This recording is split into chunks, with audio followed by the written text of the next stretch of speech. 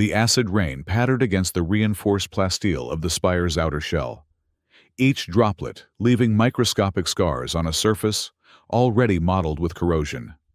From her vantage point on the 43rd level, Peacekeeper Maris Hale watched the toxic downpour through narrowed eyes. 6 months since the collapse, and the storms had only grown worse. The lurid green lightning that fractured the perpetually gray sky reminded her of the broken world they now inhabited. Maris flexed her left hand, feeling the responsive hum of her combat gauntlet as its neural interface synchronized with her thoughts. The sleek, matte black device extended from her fingertips to mid-forearm, its circuitry pulsing with a soft blue glow along geometric patterns. 6 years she'd worn it, a gift from her former mentor, before she understood what the word betrayal truly meant. "Sector 7 disturbance," came Captain Soren's clipped voice through her comm implant. "Scrapyard Bazaar. Riot in progress." "Copy," Maris replied, already moving. "Response team en route." She touched the gauntlet's control node at her wrist, bringing up a holographic display of the sector map.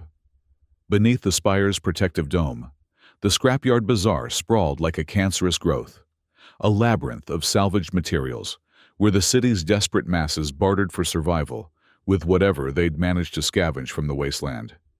The lift descended rapidly, its gravitational compensators working overtime to prevent nausea as Maris mentally prepared for what awaited below. 2 junior peacekeepers joined her, their faces bearing that mix of determination and apprehension that she'd once worn herself.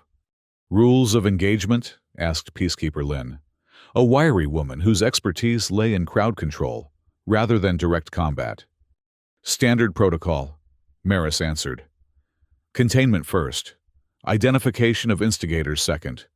Force only when necessary." She gave them both a hard look. "Remember, these people are desperate, not evil. They're scared." "Yes, Commander," they responded in unison. The lift doors parted to reveal the chaotic underbelly of the last megacity, still standing after the collapse. The air here was thick with the smell of unwashed bodies, cooking oil, and the metallic tang of recycled tech. Narrow pathways wound between makeshift stalls constructed from shipping containers, vehicle parts, and anything else that could provide shelter.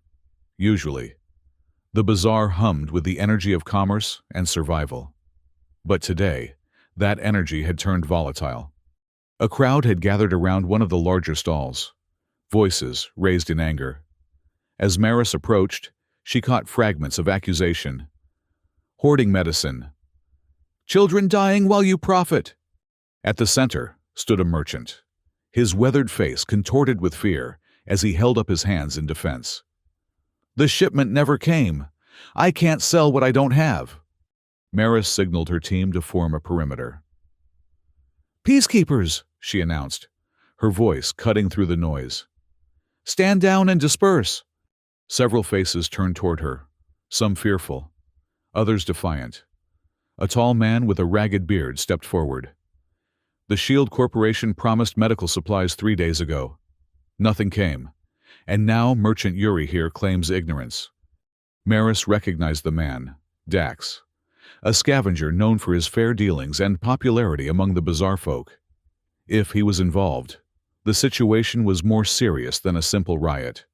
"I'll investigate the shipment," Maris stated firmly. "But this is not how grievances are addressed. You know the protocols." Dax's expression softened slightly with recognition. "Commander Hale, we tried the protocols, filed the complaints. Children are dying of radiation sickness in the lower levels, while we wait for bureaucracy." A murmur of agreement rippled through the crowd. Maris felt the weight of their desperation, but she couldn't allow disorder. Before she could respond, a sharp crack echoed from somewhere above, followed by the whistle of something cutting through air. "Incoming!" she shouted, activating her gauntlet with a thought. The device hummed to life, projecting a shimmering energy shield just as the first explosive landed. The blast wave dissipated against her protection, but the crowd wasn't so fortunate. Bodies were thrown, screams erupted, and chaos descended. More explosives followed, crude but effective, shattering stalls and sending shrapnel in all directions. This wasn't a riot, it was an ambush. Through the smoke, Maris caught glimpses of figures moving with purpose, their faces obscured by respirator masks adorned with circuit-like patterns. Tech cultists, zealots who worshipped the machines that had once served humanity, now twisted into a fanatical belief that technology would ascend and choose the worthy to save. Maris redirected her gauntlet's energy, forming it into a concentrated pulse that she sent toward the nearest attacker. The force knocked him backward into a stack of salvaged engine parts, which collapsed with a satisfying crash. "Lynn, evacuate civilians! Torres, western flank!" she commanded, already moving toward a cultist who was preparing another explosive. The bazaar had become a battlefield. Maris moved with practiced efficiency, her gauntlet alternating between shield and weapon as she navigated the maze of debris and panicked civilians. But there were too many cultists, too well prepared.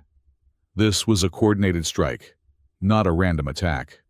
A searing pain cut across her shoulder as a laser blast found its mark. Maris stumbled, momentarily disoriented. Her gauntlet flickered, its energy reserves depleting faster than usual. Something was wrong with the calibration. It had been months since its last proper maintenance, since Ryan had left. Through the haze of pain and smoke, she saw a cultist advancing on her, weapon raised. Her gauntlet sputtered as she tried to form a shield. Not now, she thought desperately. Not like this. The blast never came. Instead, a figure dropped from above, landing between Maris and her attacker, with a grace that defied the bulky environmental suit they wore. With a fluid motion, the newcomer deployed a device that sent a pulse of energy outward, disabling the cultist's weapon and sending him reeling. Maris knew that technology, knew the distinctive movements of the figure now standing with their back to her. "Ryan," she breathed, the name like acid on her tongue. He turned, face partially visible through his helmet's visor. Those same gray eyes, the same slight crinkle at their corners that had once indicated a smile. Now they held only urgency. "Your gauntlet's destabilizing," he said, as if he'd merely stepped away for a moment, rather than disappearing 6 months ago. "Microfracture in the primary conduit. Easy fix." Before she could respond, he grabbed her wrist, the familiar touch sending an unwelcome jolt through her system. From a pocket, he produced a slender tool that he pressed against a specific point on her gauntlet. The device hummed, recalibrated, and the blue glow steadied. "Should hold for now," he said, already turning away. "Get these people to safety. The cultists are after something specific." "Wait!" Maris called, but Ryan was already moving away, disappearing into the smoke like a ghost.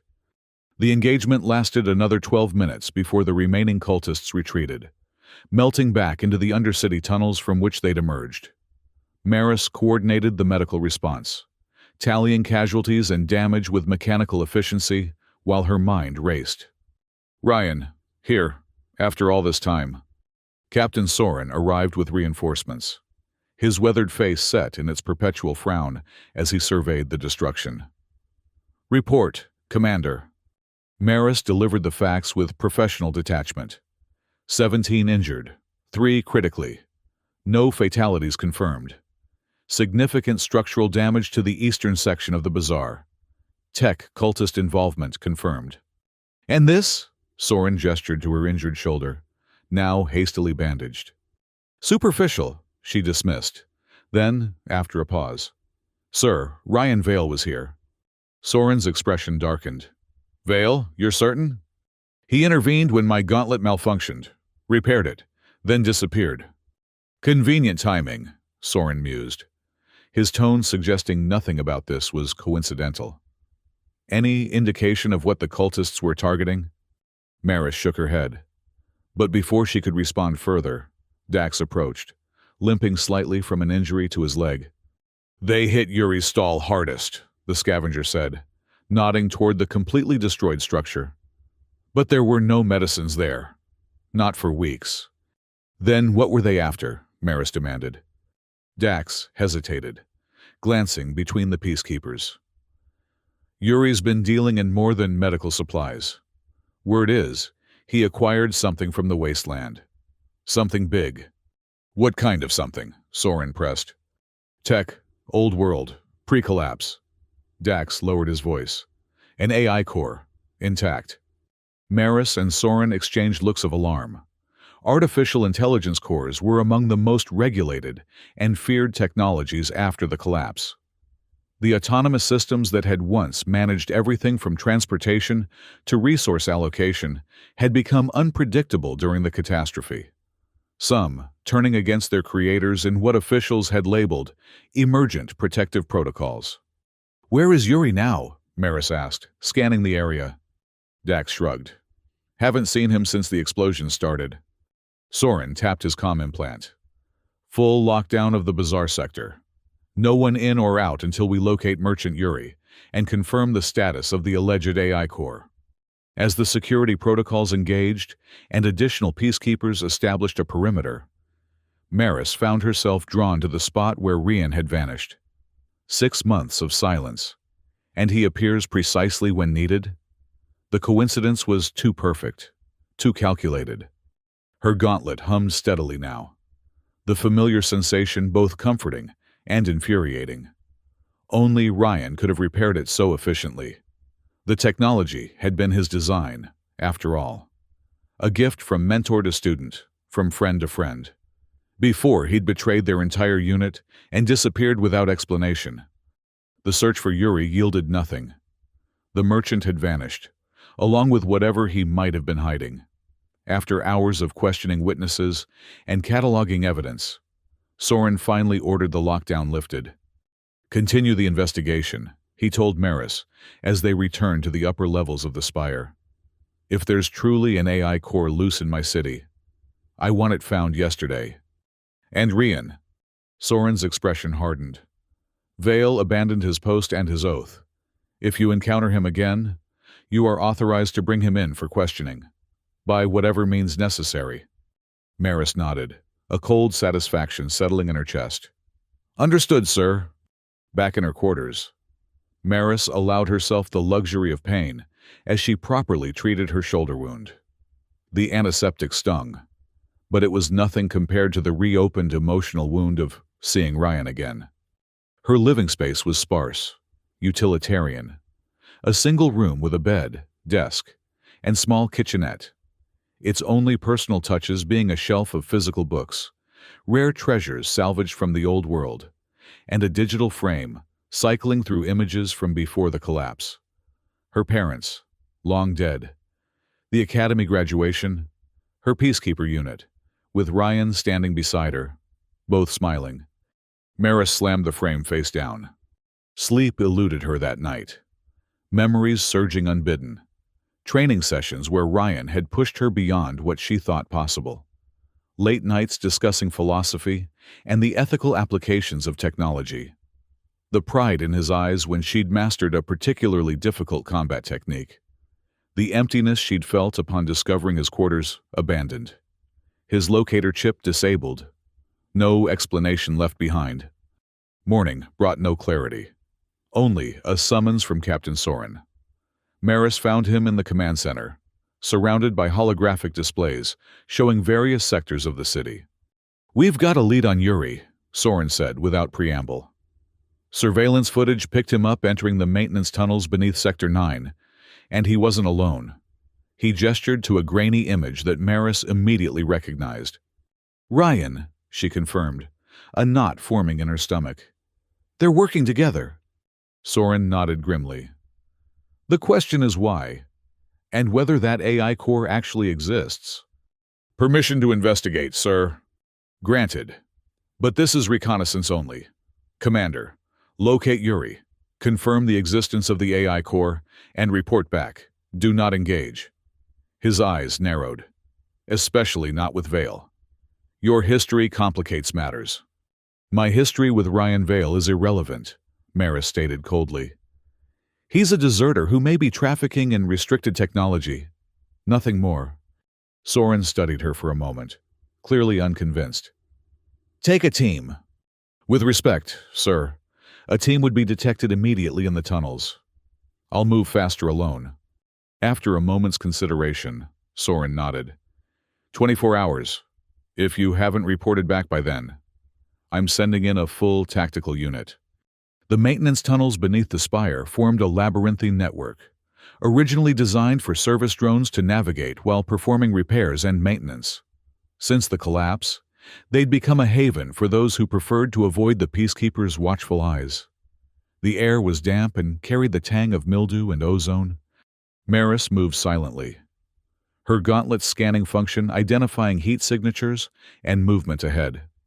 Her combat suit, with its adaptive camouflage capabilities, allowed her to blend with the shadows.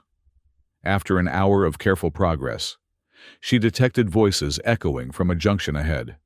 Wasn't the agreement," came Yuri's distinctive accent, his tone agitated.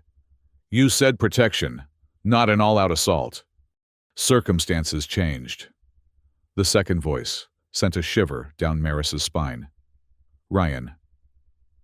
The cult's intelligence network is more extensive than anticipated. They knew about the core before you even brought it inside the spire. And now I'm a hunted man.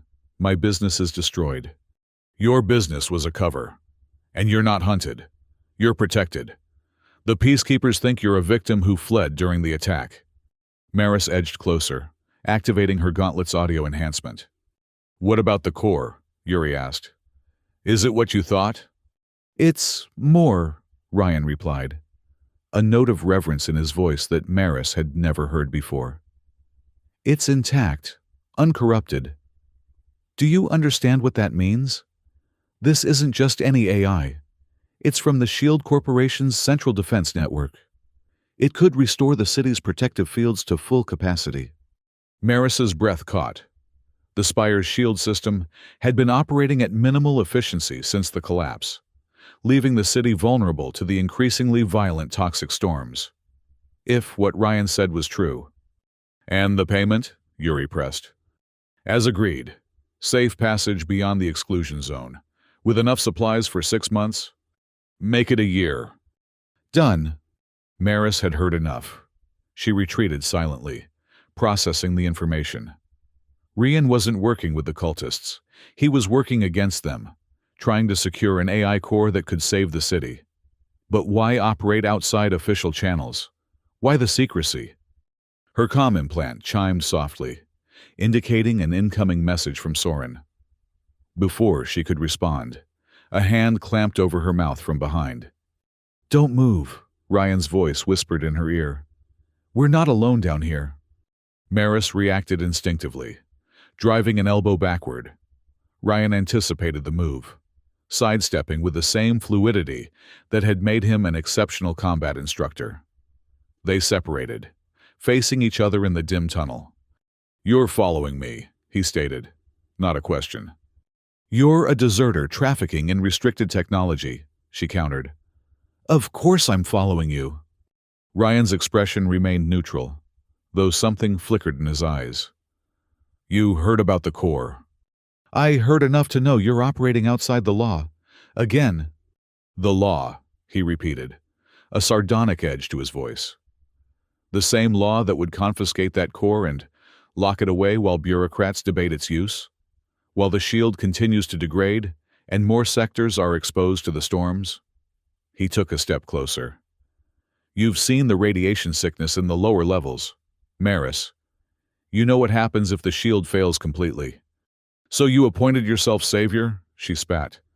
Typical Ryan Vale, deciding he knows better than everyone else. Not everyone, he corrected. Just the short-sighted officials who... A distant metallic clang interrupted him. Both their heads turned toward the sound, professional instincts momentarily overriding their conflict. Cultists, Ryan murmured. They've been tracking Yuri through the tunnels. He fixed Maris with an intense gaze. We can continue this debate later. Right now, if they get that core, they'll use it to take control of whatever automated systems remain in the city. Maris hesitated, duty warring with personal feelings. Where's the core now? Secure. Yuri's taking it to a workshop where I can integrate it into the shield system. Ryan extended a hand toward her gauntlet. That repair was temporary. Let me finish it before you need it. I don't need your help, she hissed, pulling back. Your pride will get you killed, Maris. My pride, she repeated incredulously. You abandoned your post, your oath, your... She cut herself off before saying, me. You don't get to lecture me about pride. Another sound, closer now, voices. They're coming, Ryan warned. Whatever you think of me, we're outnumbered. Work with me now, hate me later. Maris's jaw tightened, but she nodded curtly. Temporary alliance, until the immediate threat is neutralized. Good enough. Ryan pointed down a side tunnel. This way, quickly. They moved in tandem, falling into the synchronized patterns established through years of training together. Despite everything, their bodies remembered the rhythm of cooperation, anticipating each other's movements as they navigated the dark passages. The cultists were closing in, their footsteps echoing through the tunnels. Maris counted at least 6 distinct patterns. Not impossible odds, but challenging in the confined space, especially with her gauntlet operating below optimal capacity. Here, Ryan whispered, indicating a narrow maintenance shaft. It leads to an access point near the workshop. We can... The tunnel behind them erupted with light as a flare illuminated their position. Maris turned, gauntlet raised, to see 3 cultists advancing, their faces obscured by circuit-patterned masks, weapons trained on the peacekeepers. The deserter and the loyal soldier, called one, voice distorted by a vocoder. The prophet foresaw your interference. Maris didn't wait for more pronouncements. She launched forward, gauntlet forming a concentrated energy blade that sliced through the nearest cultist's weapon. Ryan moved simultaneously, deploying a device that sent an electromagnetic pulse through the tunnel, temporarily disabling the cultist's tech-enhanced gear. The fight was brutal and swift. In the confined space, Maris relied on precision rather than power, her gauntlet switching between offensive and defensive configurations as needed. Ryan fought beside her, his movements still as efficient as she remembered, using the environment and minimal force to maximum effect. When it was over, 3 cultists lay unconscious at their feet. There will be more, Ryan said, breathing heavily. Then we move faster, Maris replied, already heading for the maintenance shaft he'd indicated. The shaft was narrow, requiring them to crawl in single file. Maris led, hyper-aware of Ryan behind her, of the years of trust shattered between them. The silence was heavy with unasked questions, accusations unvoiced. They emerged into a larger tunnel that showed signs of recent use, fresh boot prints in the dust, a discarded food container. Close, Ryan murmured. The workshop is just ahead. As they approached a reinforced door, a crash reverberated from beyond it, followed by a scream that was abruptly cut short. Yuri, Ryan said, his face paling. Without hesitation, he pressed his hand against the door's access panel. It slid open to reveal chaos. The workshop was spacious, filled with salvage technology in various stages of repair or repurposing. In the center, a sleek, cylindrical object pulsed with a soft white light, the AI core. Around it, 3 cultists were engaged in a firefight with Yuri, who had taken cover behind a workbench. As they watched, a blast caught the merchant in the chest, throwing him backward. Maris reacted instantly, her gauntlet forming a shield that deflected incoming fire as she moved to flank the cultists. Ryan darted in the opposite direction, using the workshop's cluttered environment as cover. The cultists realized they were under attack from multiple directions and adjusted their strategy, one focusing on each intruder, while the third continued toward the core. Maris engaged her opponent with calculated precision, conserving her gauntlet's energy. The cultist was skilled, using augmented reflexes to evade her initial strikes.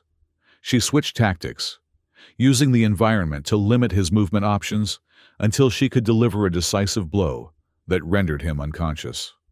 Across the workshop, Rian had subdued his attacker and was now racing toward the third cultist, who had reached the AI core. The cultist attached a device to the cylinder, which began to emit a high-pitched whine. "No!" Rian shouted, lunging forward. "He's trying to corrupt the core's protocols." Maris vaulted over a workbench, her gauntlet forming a projectile that she launched at the cultist's device. The impact disrupted whatever process had begun, but the core's light pulsed erratically, its surface now showing fractal patterns of error codes. The cultist turned toward them, raising a weapon that hummed with dangerous energy. Before he could fire, Yuri, somehow still alive despite his wound, grabbed the cultist's ankle from where he lay on the floor. The distraction was enough for Rian to close the distance and disable the attacker with a precise strike to a neural cluster at the base of the skull. "Yuri," Rian said, kneeling beside the merchant, whose breathing was labored, blood soaking his tunic. "Did they get it?" Yuri gasped. "No, the core is safe." A wet, rattling sound escaped Yuri's lips. It might have been a laugh. "Safe? Look at it. Destabilizing already." His eyes found Maris. "Peacekeeper, you should arrest us both." "Save your strength," Maris told him, kneeling on his other side. "Medical assistance is coming." She activated her comm implant to request emergency medical evacuation, only to find it non-responsive. "Jammed," she muttered. "Won't matter," Yuri whispered. "Too late for me. But the core..." His hand clutched at Ryan's sleeve. "Worth it. Tell them. Worth it." His eyes glazed over, the final breath leaving his body in a soft sigh. Maris closed the dead man's eyes, a reflexive gesture of respect, then turned her attention to the AI core. Its pulsing had become more erratic, the white light now interspersed with angry red flashes. "It's destabilizing," Ryan confirmed, moving to examine it. "The cultist's device initiated a corruption sequence. I can stop it, but..." He looked at her gauntlet. "I'll need your help." "What kind of help?" Maris asked warily. "The gauntlet is biolinked to you, calibrated to your specific neural patterns. It can interface with the core, provide a clean template to counteract the corruption." He hesitated. "But it would temporarily link your consciousness to the AI. Risky, but possible." "And if I refuse?" Ryan's expression was grim. "Then we lose the core, and any hope of restoring the shield to full capacity." Maris stared at the destabilizing cylinder, its lights reflecting in her eyes. Part of her wanted to refuse out of spite, to deny Ryan the victory of saving the core he'd risked so much to acquire. But the greater part, the part that had sworn an oath to protect the city and its people, knew there was no real choice. "What do I need to do?" she asked. Relief flashed across Ryan's face. "Give me your arm." She extended her gauntleted arm with reluctance. Ryan's touch was gentle as he made adjustments, his fingers working with practiced precision. "The gauntlet will create a neural interface," he explained. "It will feel invasive. The AI will access your surface thoughts, use your neural pathways as a template to restore its corrupted sectors." "Will it be able to control me?" Maris demanded. "No. This is a one-way interface. You're providing a pattern, not surrendering control." He looked up, meeting her eyes. "I wouldn't ask this if there was any other way." Maris held his gaze. "Get on with it." Ryan nodded, making a final adjustment before guiding her hand to touch the core's surface.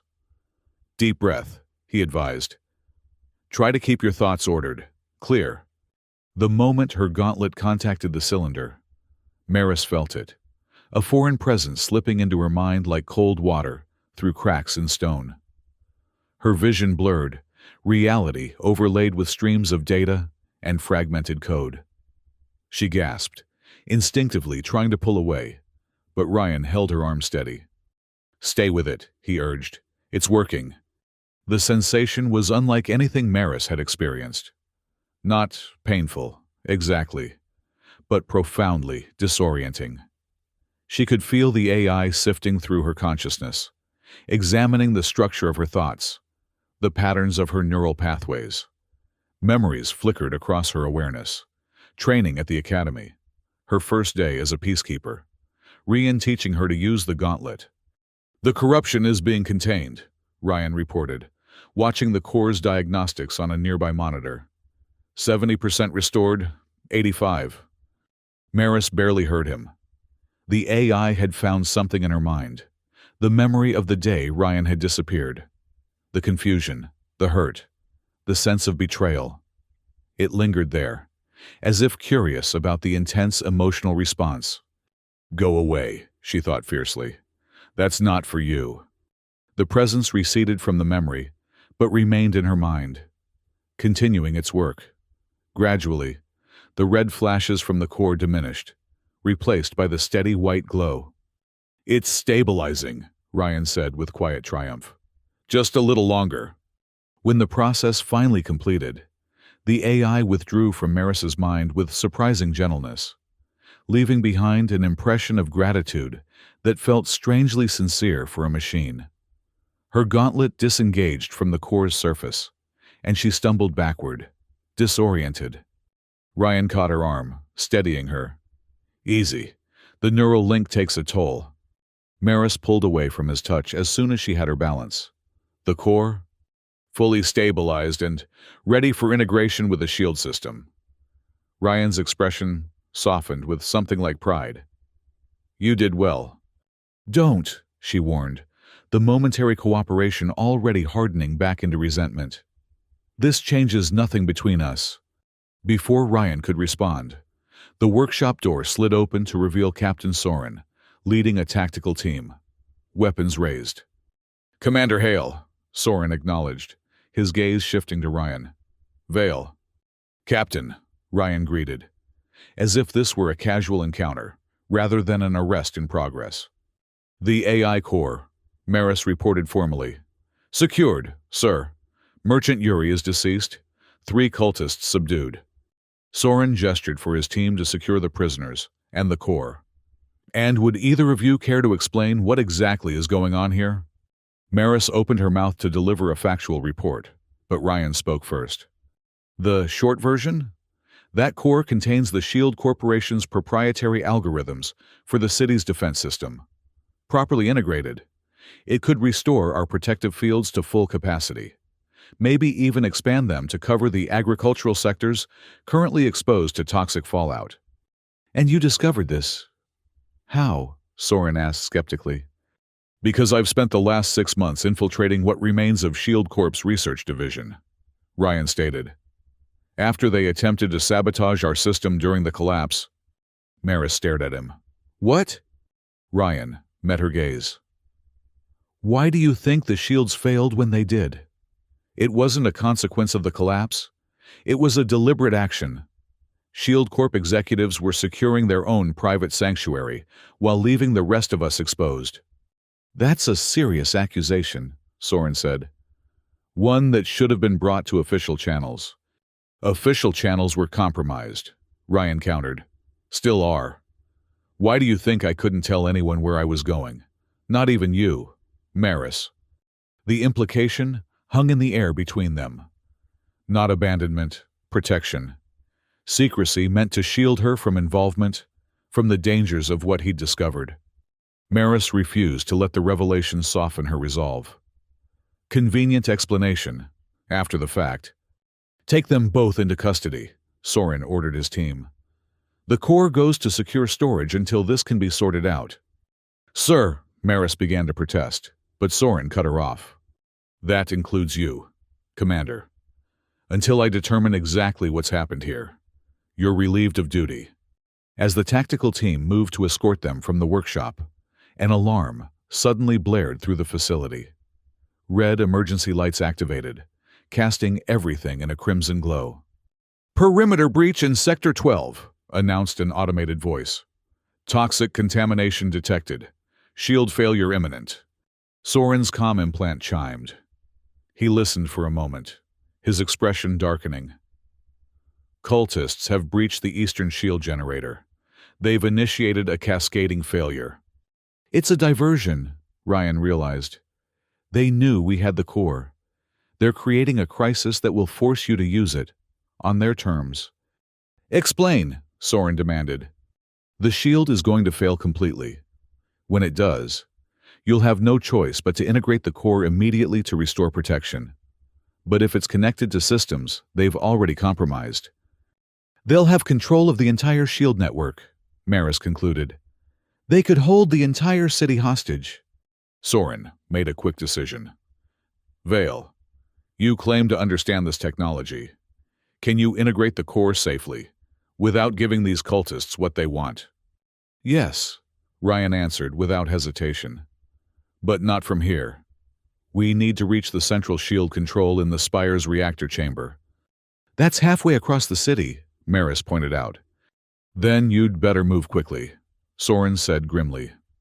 Take the core. I'll coordinate defense against the cultist incursion and evacuate as many civilians as possible to the secure levels. Ryan carefully secured the AI core in a specialized container. We'll need an escort, he told Soren.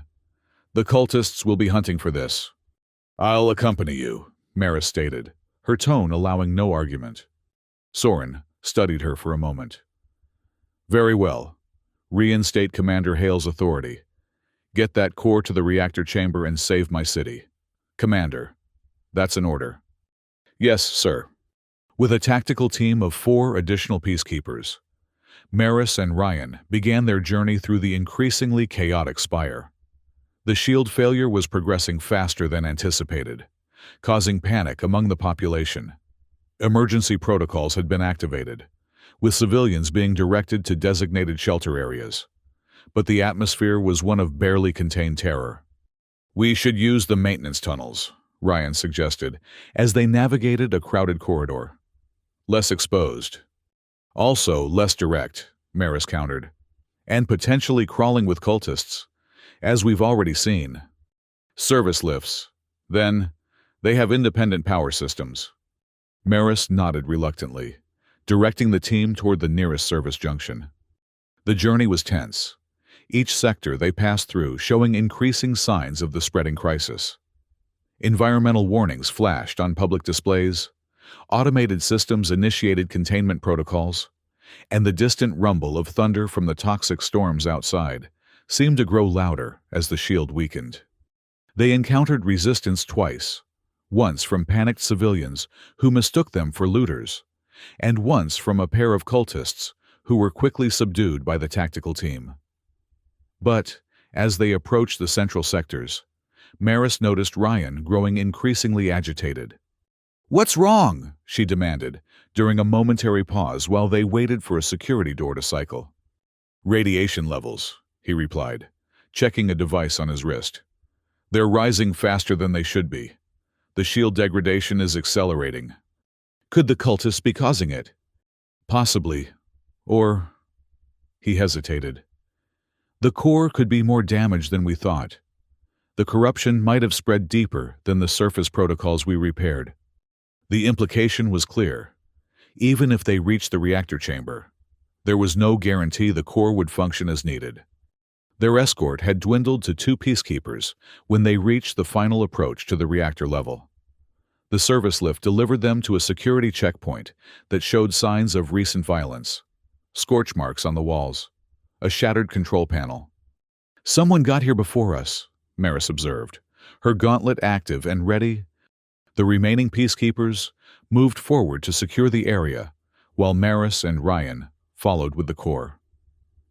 Beyond the checkpoint lay a long corridor leading to the reactor chamber's main entrance. A massive circular door designed to contain both radiation and potential attacks. It stood partially open, its locking mechanism disabled. "Trap," Ryan stated simply. Maris nodded. "Almost certainly." They exchanged a look that contained volumes. Years of training together, of trusting each other's instincts in dangerous situations. Whatever had come between them, that fundamental connection remained. I'll take point, Maris decided. You secure the core until I confirm it's safe. Your gauntlet is functioning well enough, she cut him off. Stay here. Before he could protest further, Maris advanced toward the reactor door, her movements cautious but deliberate. The two peacekeepers flanked her, weapons ready. As they approached the massive portal, a strange hum emanated from within the chamber beyond. Maris signaled for the peacekeepers to hold position while she peered through the gap. The reactor chamber was vast, its center dominated by the Shield Corp reactor that powered not only the spire itself, but also the protective fields that kept the toxic atmosphere at bay. Surrounding it were control stations, monitoring equipment, and the integration nodes where the AI core would need to be connected. And standing at the primary control console was a figure in ornate robes, adorned with circuitry patterns. Hands moving over the interface with practiced skill. The Prophet, Maris whispered, recognizing the cult leader from intelligence briefings. Never before seen in person, the mysterious figure had directed the tech cultists from the shadows for years. She signaled the peacekeepers to prepare for entry, then glanced back at Ryan, who had moved closer despite her instructions. He nodded once, understanding the situation without words. On Maris's signal, the three peacekeepers burst through the door, weapons trained on the Prophet. "Step away from the console," Maris commanded. "Hands where I can see them." The Prophet turned slowly, face concealed behind an elaborate mask of salvage technology. Voice modulator, giving their words an ethereal quality. "The loyal soldier arrives. As foretold," they intoned. But too late. The ascension has begun. At those words, panels throughout the chamber slid open, revealing concealed cultists who immediately opened fire. One of the peacekeepers fell instantly, a beam weapon cutting through his armor. The second returned fire before taking cover behind a cooling conduit. Maris activated her gauntlet's shield configuration, deflecting energy bolts as she advanced on the Prophet. From the corner of her eye, she saw Ryan enter the chamber, the core container clutched protectively against his chest as he navigated the periphery, staying out of the direct line of fire. "The shield is failing," the Prophet called out, arms raised in triumph. "When it falls, only the worthy will survive. Those who have embraced technology's true potential, who have offered themselves as vessels for the new consciousness." "Your new consciousness will get everyone killed," Maris retorted, closing the distance between them. "The storms are getting worse. Without the shield, the toxic atmosphere will reach even the upper levels within days." "A necessary cleansing," the Prophet replied, "from which a superior integration of human and machine will emerge."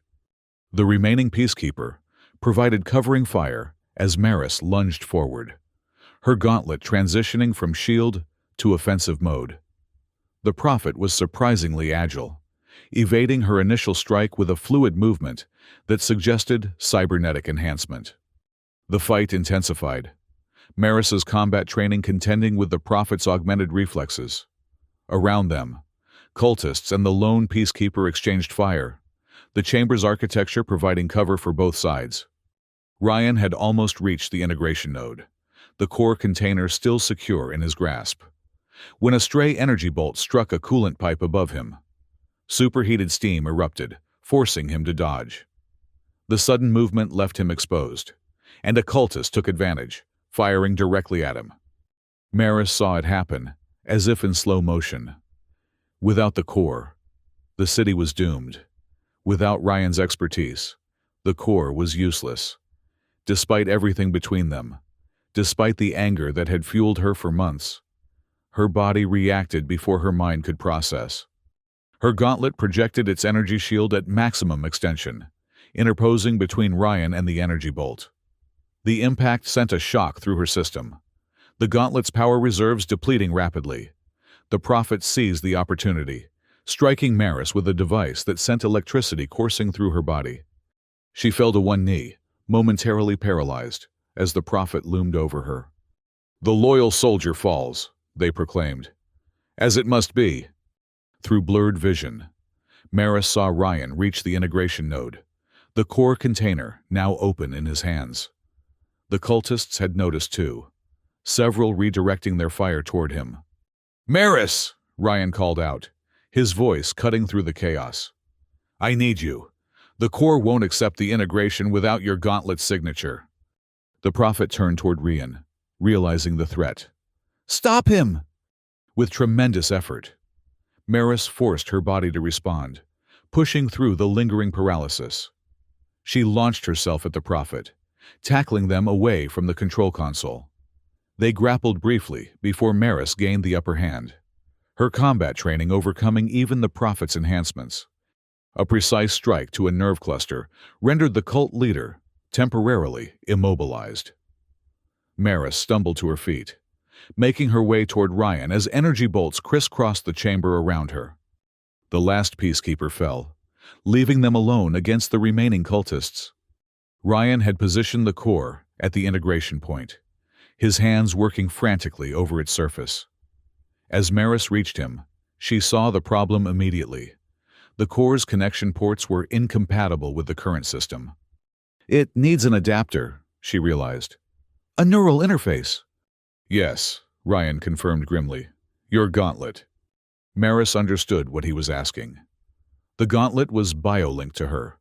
Removing it wasn't as simple as taking off a glove. The neural connections had integrated with her nervous system over years of use.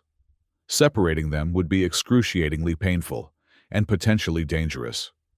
"There's no other way," Ryan said, his eyes meeting hers. "I'm sorry." A cultist's bolt struck near them, showering them with sparks from a damaged console. The chamber's environmental systems were beginning to fail, radiation warnings flashing on the remaining operational displays. "Do it," Maris decided. Ryan nodded, his hands gentle as he began the disengagement sequence. "This will hurt," he warned. "Try to stay conscious." The pain began as a tingling sensation that rapidly intensified to white-hot agony as the neural filaments retracted from her nervous system. Maris bit down on a scream, tasting blood where her teeth cut into her lip. Through the haze of pain, she was aware of Ryan working quickly, adapting her gauntlet to serve as an interface between the core and the reactor systems. The cultists were closing in, but the radiation levels had risen to the point where even they were seeking cover, their attacks becoming less coordinated. "Almost there," Ryan murmured, as much to himself as to her. Maris fought to remain conscious, knowing that if she succumbed to the pain now, everything would be lost. She focused on Ryan's face, on the intensity of his concentration, the determination in his eyes, the same expression he'd worn when teaching her particularly difficult techniques, when pushing her to excel. "There!" he exclaimed suddenly.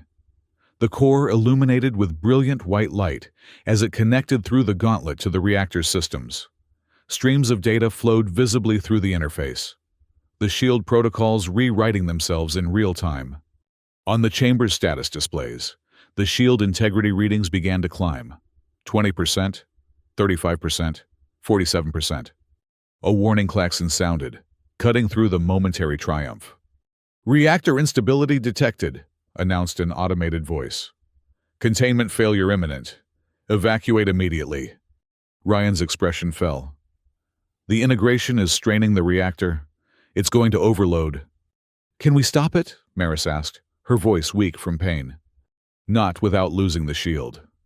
He looked at her, conflict evident in his features. "We need to synchronize the power flow manually. It requires 2 operators, one to modulate the reactor output, one to calibrate the core's consumption rate. And if we fail? Catastrophic containment breach. The reactor goes critical."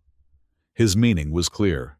They would die, along with everyone in the surrounding sectors. The evacuation alarm continued to blare as the remaining cultists fled the chamber.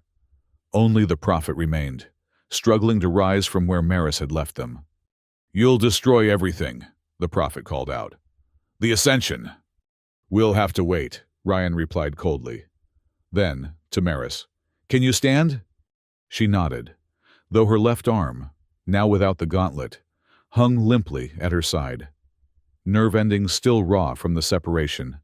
Together, they moved to the control stations on opposite sides of the reactor core. "I'll handle the reactor," Ryan said. "You take the core calibration. Your neural signature is still linked to the gauntlet. The system will respond better to you." The shield integrity had reached 63%, but the reactor's temperature was climbing rapidly toward critical levels. "On my mark," Ryan called, his hands poised over the controls. 3, 2, 1, now. Maris initiated the calibration sequence, her right hand dancing across the interface as she adjusted the core's power consumption in real time. Across the reactor, Ryan manipulated the energy output, seeking the delicate balance that would allow the shield to strengthen without pushing the reactor beyond its limits.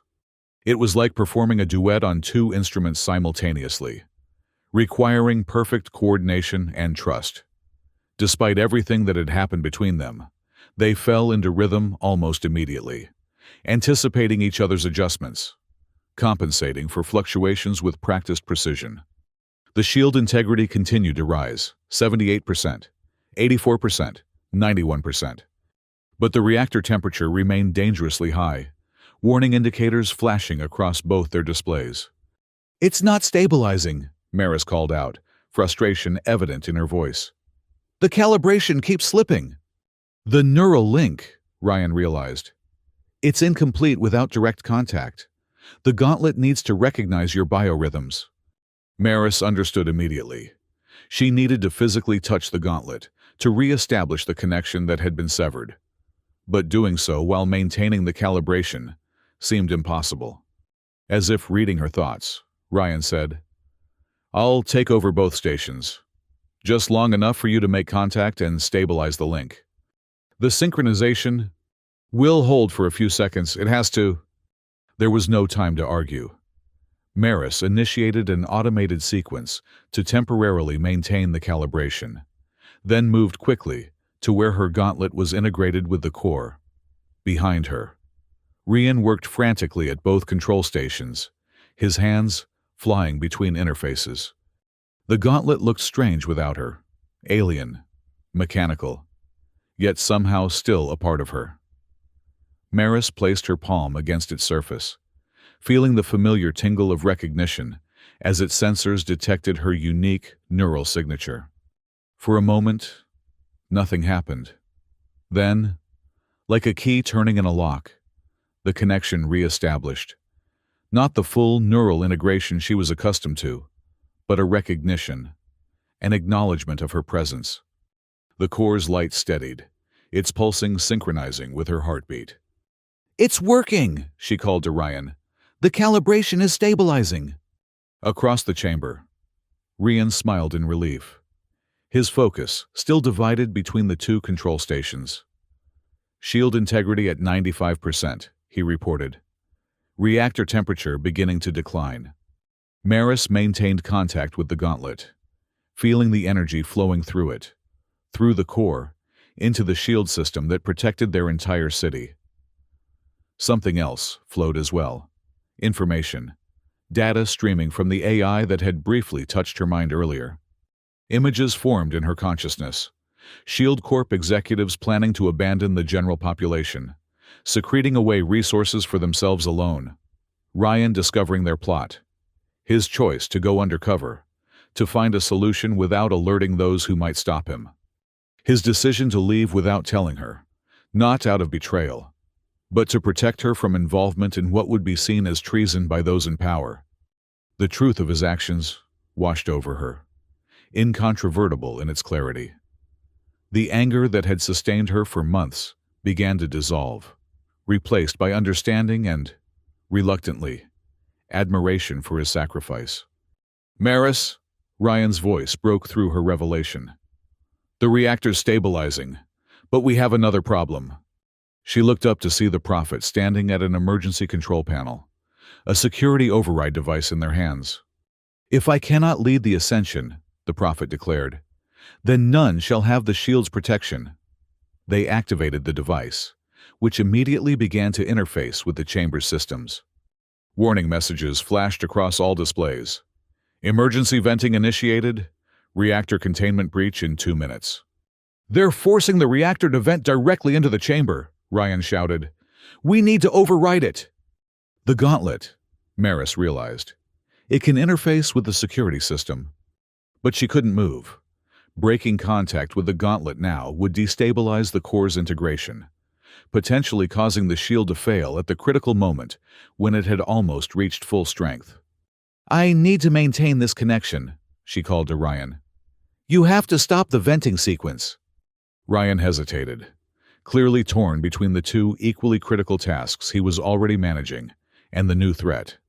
"I can't leave these stations," he replied. "The synchronization will collapse."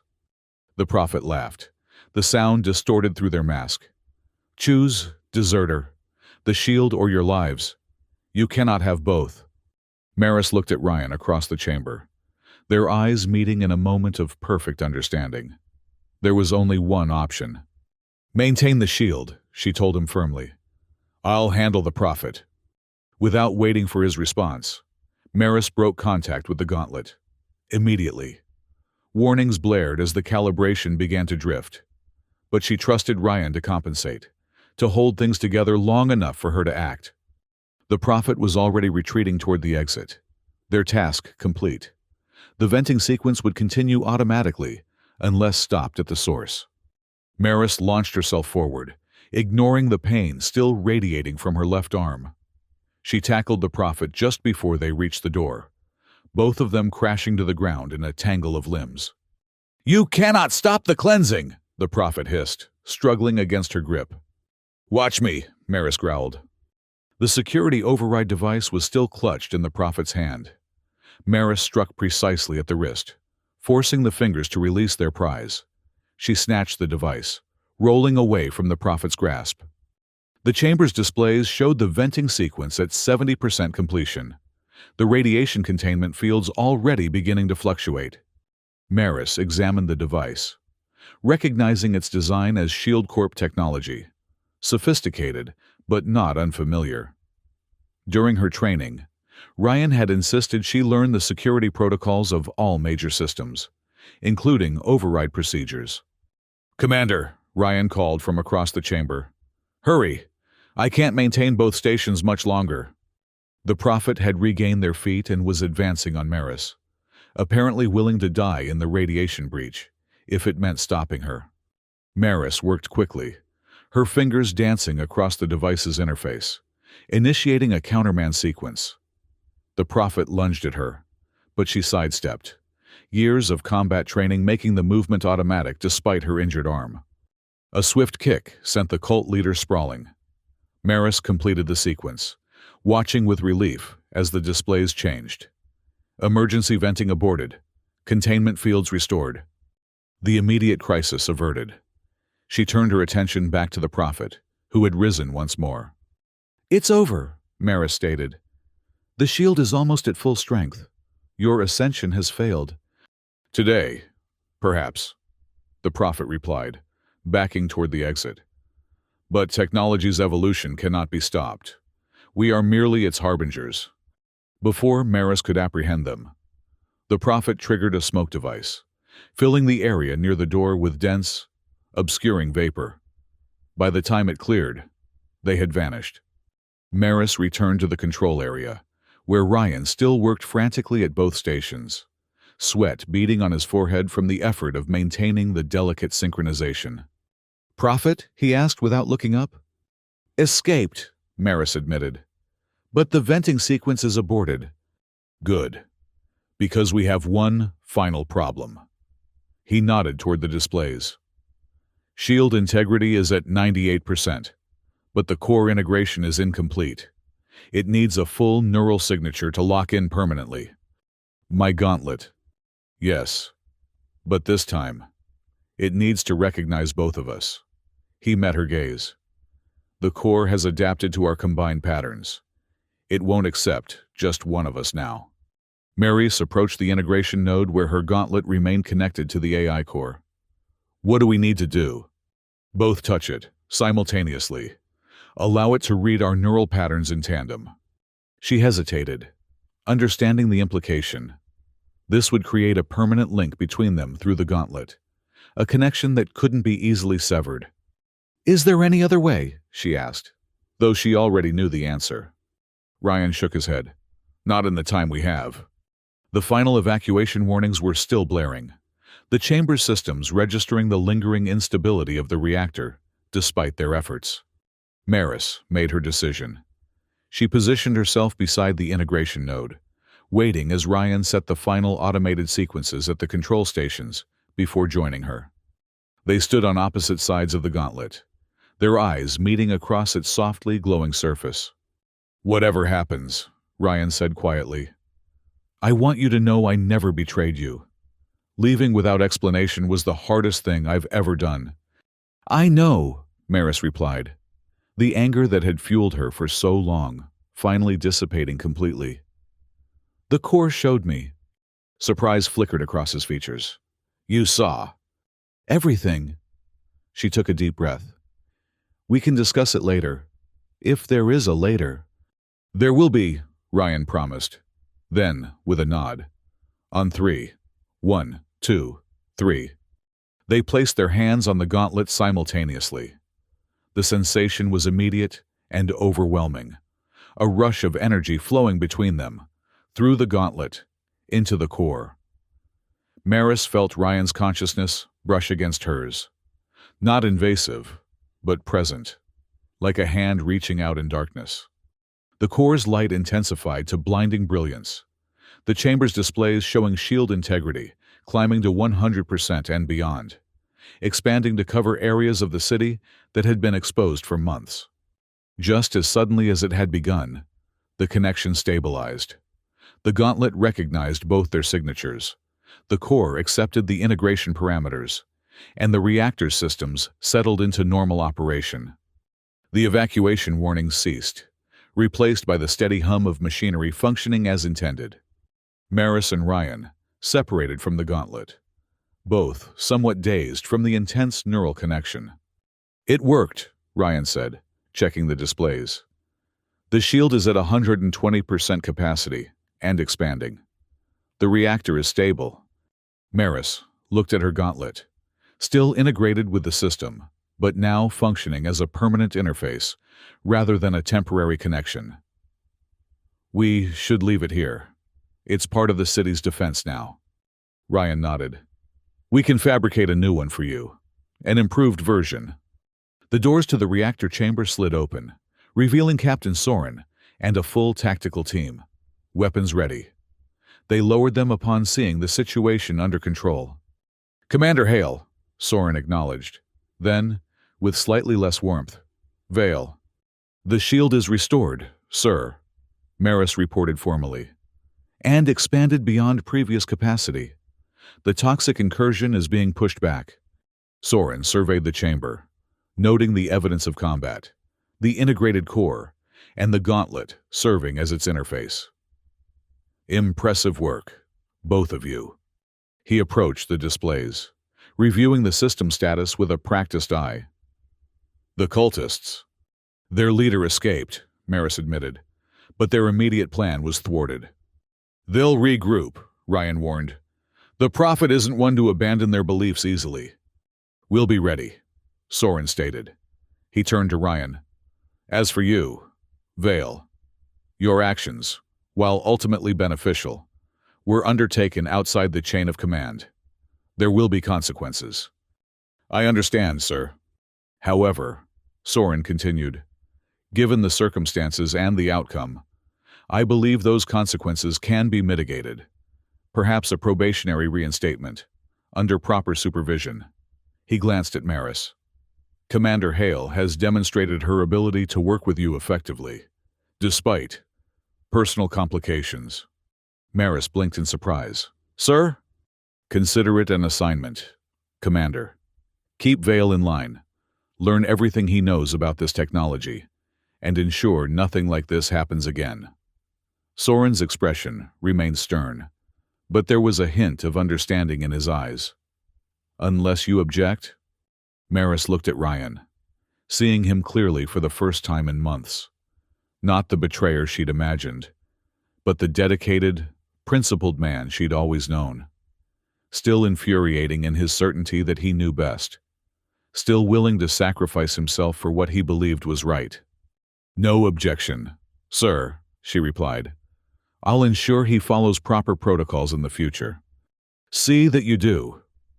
Soren gestured to his team. "Secure the chamber. Full documentation of all systems and the integration process. I want a complete report within 24 hours. As the tactical team dispersed to carry out their orders, Maris and Rian found themselves momentarily alone near the reactor's control station.